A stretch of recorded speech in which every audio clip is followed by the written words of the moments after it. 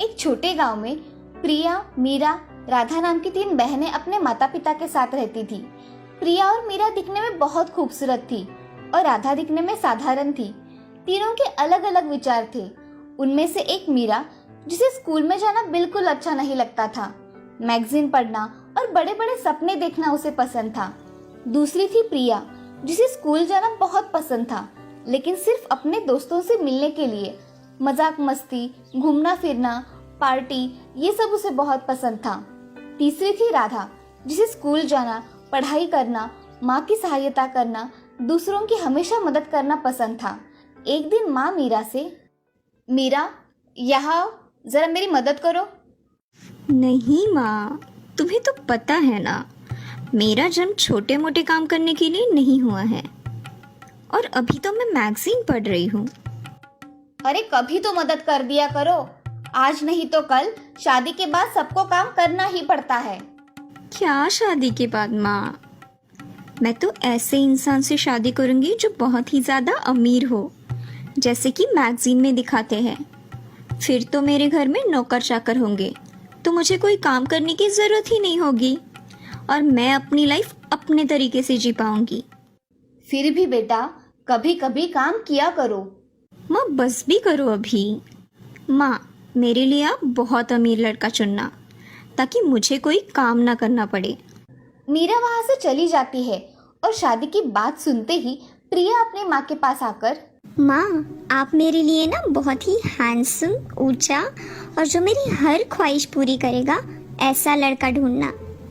हाँ, तुम्हें भी अच्छा लड़का ही ढूंढ लूंगी, लेकिन काम में हाथ मत लगाना। तुम दोनों की दोनों एक जैसी ही हो, ना पढ़ाई में अव्वल और ना काम में।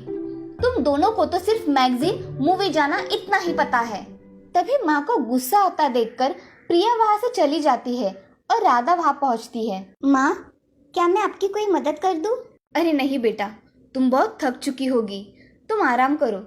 तुम अपने बहनों जैसी थोड़ी ना हो, जो दिन भर मजाक मस्ती, सोना उठना, मन चाहा करना। तू तो हमेशा कुछ ना कुछ करती रहती है। अभी अभी तो आई है, थोड़ी देर बात कर लेना। माँ, मैं इतना काम पूरा कर लेती हूँ और फिर आराम कर लूंगी। राधा और माँ अपना काम पूरा कर अपने अपने कमरे में चले जाते हैं। कुछ दिनों बाद उनके पिताजी की हार्ट अटैक से मौत हो जाती है। अब तीनों बहनें अनाथ हो चुकी थी। वो बहुत परेशानियों से गुजर रही थी। कुछ दिनों बाद एक बूढ़ी माँ उनके यहाँ आती है और उन सबको उनके मनपसंद लड़कों से मिलवाती है। मीरा और प्रिया को बहुत अच्छा घर मिलता है और राधा को एक बहुत ही गरीब इंसान मिलता है। राधा ये सब देखकर बूढ़ी माँ से, मेरे नसीब में ऐसा क्यों है माँ? राधा, तुम्हें बहुत जल्द ही पता चलेगा कि तुम्हारे नसीब में ये क्यों है। शादी के बाद मीरा का अच्छे अच्छे कपड़े पहनना, गहने पहनना, बड़े बड़े होटल्स में रहना, ये सब चल रहा था। तो दूसरी ओर प्रिया पार्टीज करना, मूवी जाना, अपने दोस्तों के साथ घूमने जाना, ये तो और जोरों से चल रहा था। तीसरी ओर राधा अपने पति के साथ बहुत मेहनत कर रही थी। 2-3 साल बाद मीरा रोते हुए प्रिया को फोन लगाती है और उसे मदद मांगने लगती है। प्रिया देखो ना, मुझे लगता था कि पैसा ही सब कुछ होता है, लेकिन आज हमारे घर पुलिस आई थी। मेरे पति ने बैंक में बहुत बड़ा फ्रॉड किया है और इसीलिए पुलिस ने हमारी सारी प्रॉपर्टी जब्त कर ली। दीदी, मैं खुद आपको फोन करने वाली थी। आज तक मुझे भी लगता था हैंडसम पति हो और मूवी देखना, पार्टीज करना मतलब जिंदगी की सारी खुशियां बटोरना है, लेकिन ये सिर्फ शान और शौकत की चीज है। मेरा पति मुझे 1 महीने पहले ही छोड़कर दूसरी लड़की के पास चला गया है। 1 महीने से मैं बहुत ही ज्यादा टेंशन में हूँ, लेकिन मुझे समझ नहीं आ रहा था कि मैं क्या करूँ। फोन पर बातें करते वक्त उन्हें अपनी माँ की बातें याद आती है, क्योंकि उनकी माँ उन्हें हमेशा बताती थी कि जिंदगी में कुछ ना कुछ काम करो। अब दोनों बहनें मिलकर राधा के पास जाने का फैसला करती है।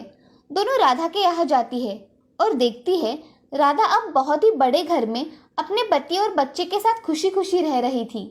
मीरा दीदी, प्रिया दीदी, आप दोनों एक साथ आइए। बहुत अच्छा किया जो आप यहाँ आई। बहुत साल बीत गए, हम सब मिल ही नहीं पाए थे। अब मीरा और प्रिया दोनों ही राधा को अपनी अपनी कहानी बताना शुरू करती है। राधा सब सुन लेती है और राधा अपनी बहनों से, दीदी जो हुआ सो हुआ, अब आप लोग माँ के बताए हुए रास्ते पर चलने की कोशिश कीजिए, मेहनत कीजिए, काम कीजिए और अपनी जिंदगी बदलने की कोशिश कीजिए। मीरा और प्रिया दोनों भी अपनी छोटी बहन राधा के बताए हुए रास्ते पर चलने के लिए तैयार होते हैं और राधा के साथ खुशी खुशी रहने लगते हैं। इस कहानी से हमें ये सीख मिलती है कि ऊपर से सुंदर दिखने वाली हर चीज अच्छी ही होती है ऐसा नहीं होता, इसीलिए मेहनत करना बहुत जरूरी है। सोलापुर नाम के गांव में राधा नाम की एक औरत रहा करती थी। राधा को एक बेटा था जिसका नाम था संजीव। संजीव की कुछ ही दिनों पहले शादी हो गई थी। उसकी बीवी ज्योति दिखने में बड़ी सुंदर थी। ज्योति घर के सारे काम किया करती थी। वो दिखने में सुंदर होने के कारण उसे सजने संवरने का बड़ा शौक था। उसकी सास राधा उसे एक दिन, ज्योति कहाँ हो? मैं यहाँ हूँ माँ जी, मैंने चेहरे को फेस पैक लगाया है। अरे कितना कुछ करती रहती हो तुम खूबसूरती के लिए। तुम तो दिखने में पहले से ही बड़ी खूबसूरत हो। हाँ, वो थोड़ा मेंटेन रखती हूँ खुद को। वैसे माँ जी, ये वाला नेकलेस देखिए, मैंने कल ही खरीदा है। कैसा है? बहुत ही अच्छा है। मगर बहू, तुम्हें दिखने का और ज्वेलरी पहनने का बड़ा ही आकर्षण लगता है। मुझे ज्वेलरी पहनना बहुत ही पसंद है माँ जी। हाँ बहू, वो तो दिखता ही है। ऐसा कहकर राधा वहाँ से चली जाती है। राधा जाते ही ज्योति अपने कुछ लाए हुए नेकलेस निकालकर पहन के देखती है और खुद ही खुद की तारीफ करती है। एक बार ज्योति एक फंक्शन में चली जाती है। वहां जाकर ज्योति देखती है कि वहां बहुत सारी औरतों ने सोने की ज्वेलरी पहनी हुई थी। वो देख ज्योति, इन सब औरतों ने सोने की ज्वेलरी पहनी है क्या?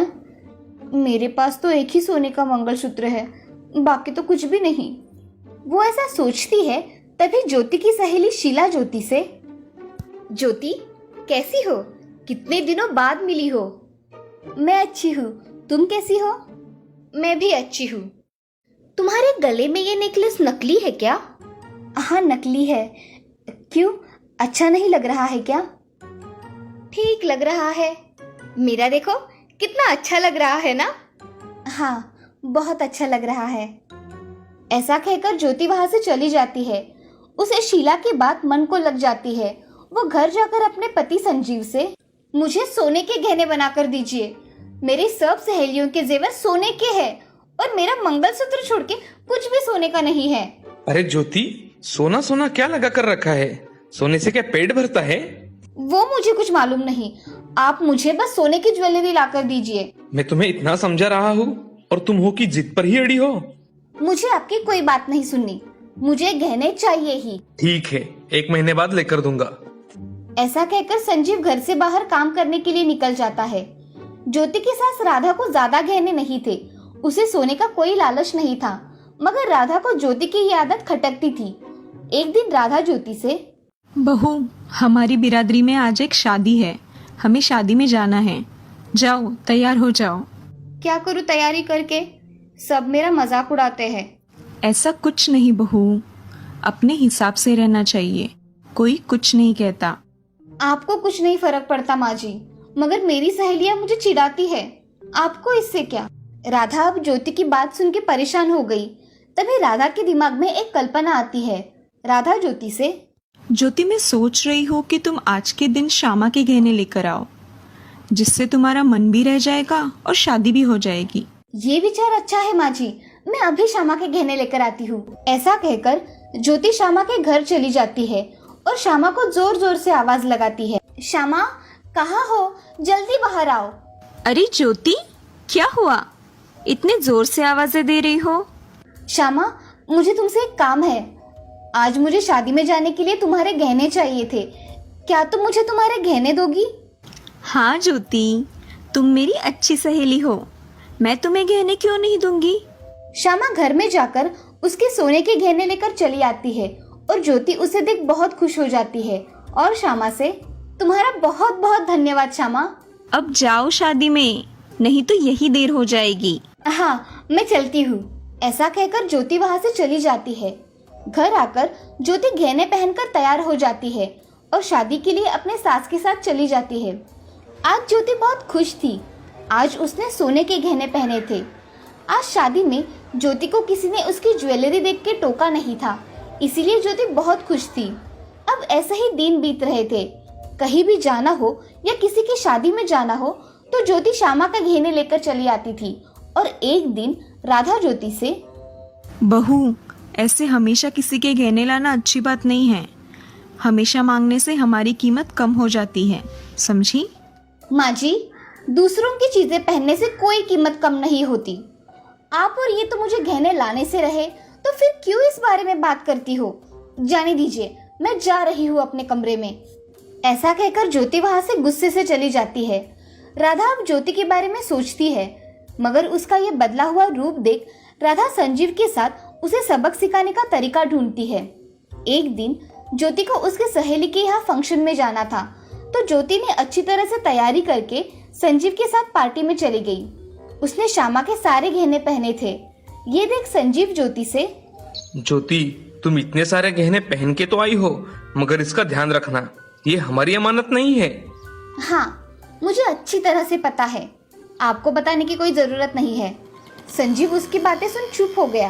अब संजीव और ज्योति पार्टी में पहुंच गए। वहां जाकर ज्योति अपने सहेलियों के साथ बहुत खुश थी। उसकी सहेलियां भी उसके गहनों की तारीफ कर रही थी। ये देख ज्योति बहुत खुश थी।